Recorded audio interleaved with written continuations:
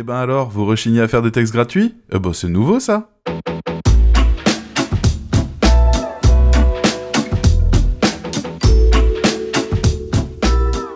Si vous avez envie d'approfondir la discussion avec moi, rejoignez-moi sur mon podcast, le lien est dans la description. Ça vous est déjà arrivé qu'un client vous réclame un texte gratuit? Comme ça, juste pour essayer. Et alors, vous l'avez fait? Vous seriez pas les premiers, en réalité. Beaucoup de rédacteurs web qui n'ont pas vraiment encore de portfolio, de bagages ou autre, se retrouvent exposés à ça. Et d'ailleurs, même quand on a des portfolios, il y a pas mal de clients qui viennent pour quand même essayer de voir s'ils peuvent gratter un petit texte gratuit. Comme ça, vite fait. Ce qui est révoltant, c'est qu'on ne parle pas d'un produit qu'on aurait en stock qui représenterait seulement une certaine valeur monétaire. Non, c'est du temps de travail, sans garantie en prime, d'avoir le fameux contrat derrière. On les connaît, ces histoires de clients malhonnêtes qui réclament le fameux test gratuit pour finalement quoi? Décliner derrière et faire en même temps le coup à un grand nombre de rédacteurs pour obtenir de quoi publier pendant des mois sans avoir à débourser un centime. Ils économisent comme ça des milliers d'euros sur le dos de gens qui ont réellement besoin d'argent. Et franchement, allez vous faire foutre. Sérieusement, il n'y a pas d'autre mot, c'est les pires. Utiliser notre besoin de travailler pour obtenir du contenu gratuit. Je trouve ça lamentable.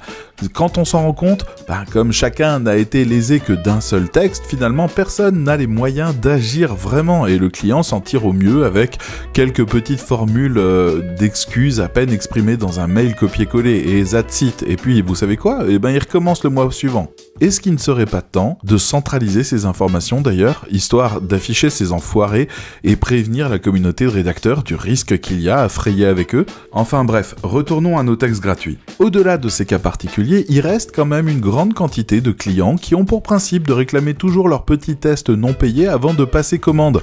Et vous savez quoi? On peut les comprendre. Comment vous pourriez savoir, vous, en tant que client, que le rédacteur que vous allez engager va pouvoir faire très exactement la commande que vous attendez?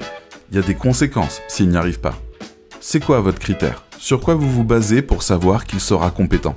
Ils ont regardé les avis, quand il y en a, le portfolio, quand il y en a, le site internet, des articles d'exemple, quand il y en a, mais s'ils ont déjà vécu quelques mauvaises expériences par le passé, se faire gruger sur un de ces critères, ils connaissent et ils optent pour la meilleure méthode qui soit réellement, c'est-à-dire le test de terrain. Et ça, on peut le comprendre.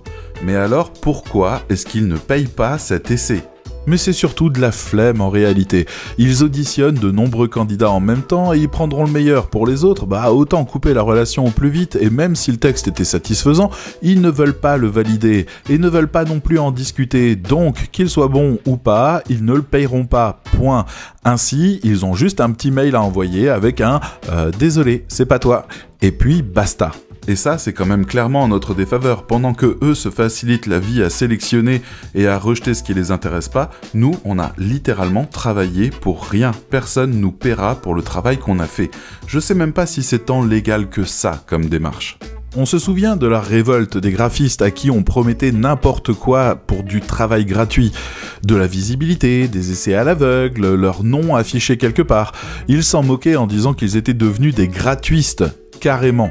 C'est notamment le cas de Squeezie sur YouTube, qui en a fait les frais en organisant un jour un concours non payé, sauf bien sûr pour le gagnant, pour changer son fond de vidéo, et il s'est fait cramer sur les réseaux littéralement par les graphistes qui l'ont traité de malhonnête.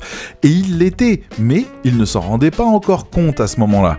Dans son cas, ça peut se défendre, puisque son concours s'adressait à ceux parmi ses fans qui voulaient s'y essayer, donc pas tout le monde.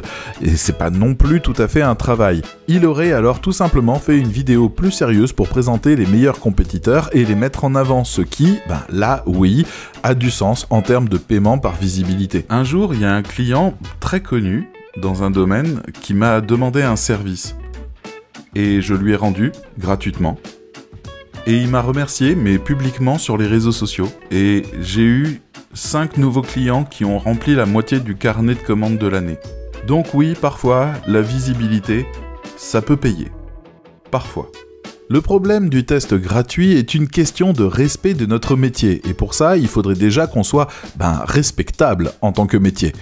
Tant que le client ne sait pas ce qu'il achète avant de tester, on sera dans l'obligation d'apporter des preuves de nos compétences avant d'obtenir la confiance de ce client. En Allemagne, il y a une expression qui dit « Der Katz in den Sach ». Cela date de l'époque médiévale où sur les marchés, on vendait des chats dans des sacs en toile de jute, parce qu'ils risquaient tout simplement de s'enfuir, et le vendeur décrivait le chat à l'acheteur qui finalement se décidait ou non de l'acheter. Mais souvent, arrivé chez lui, l'acheteur ouvrait le sac et là, c'était la déception, c'était pas ce qu'on attendait. Cette expression signifie donc quelque part acheter sans savoir ce qu'on aura une fois qu'on aura acheté.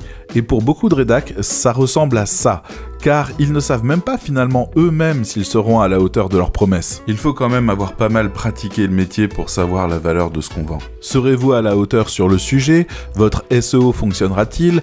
Comprendrez-vous bien le client et son marché? Tiendrez-vous les délais sans savoir précisément le temps qu'il vous faudra pour chaque article, chaque documentation, chaque recherche? Der Katz im den Sach. Et le test est alors finalement un passage obligé. À l'agence Seomantic, on appelle ça un calibrage. Ça nous permet de voir comment le process va se mettre en place avec le client, quel va être le temps qui va être pris pour pouvoir faire chacun des contenus. On en apprend autant sur la mission que sur notre capacité, que sur le client dans cette expérience. Si le test gratuit est un bienfait dans leur relation au client, il y a néanmoins une subtilité qui va faire toute la différence. Ce test est là pour paramétrer la relation. Donc cela implique deux choses obligatoires pour accepter de le faire pour un client. D'abord, un nombre de corrections et d'échanges entendus pour tenter d'atteindre le niveau ou la précision que le client souhaite. Ce n'est pas genre un seul essai et si c'est pas bon, tu te casses. Ensuite, bien sûr, le paiement du texte, si celui-ci est validé après l'essai, il sera inclus dans la commande qui sera faite comme premier texte déjà livré car c'est ça qui est honnête de faire à ce moment-là. En gros, une relation honnête entre deux personnes qui envisagent sérieusement de travailler ensemble et qui souhaitent évaluer par la pratique si ce sera possible dans de bonnes conditions ou pas. Mais qu'est-ce qu'on fait si la personne vous refuse votre texte ? Et si on vous refuse votre texte, vous pouvez soit le proposer à des concurrents de votre client en tarif cassé pour le faire partir. Dans ce cas-là, vous envoyez alors le fichier avec la précision que les droits d'usage légaux se transfèrent avec la facturation. Soit vous passez par des plateformes de revente de contenu qui peuvent ainsi vous amener en prime un client supplémentaire qui voudrait plus d'articles sur le sujet que vous avez vendu. Tant que nous n'aurons pas de label ou de critères objectifs extérieurs pour évaluer la qualité de notre travail ou de notre niveau de compétence, on continuera à être dans cette relation où on devra produire des textes gratuits. Et tant qu'on aura aussi une grande partie de la rédaction web qui acceptera de jouer ce jeu du texte gratuit même s'il est bon, on n'aura pas de respect de la part de nos clients. Et merci pour vos partages et vos retours enthousiastes pour la vidéo précédente. Nous nous retrouvons bientôt pour un autre problème de rédacteur web à régler. Et d'ici là, pensez à vous abonner pour ne pas rater la prochaine sortie. Je vous dis à très bientôt. Ciao.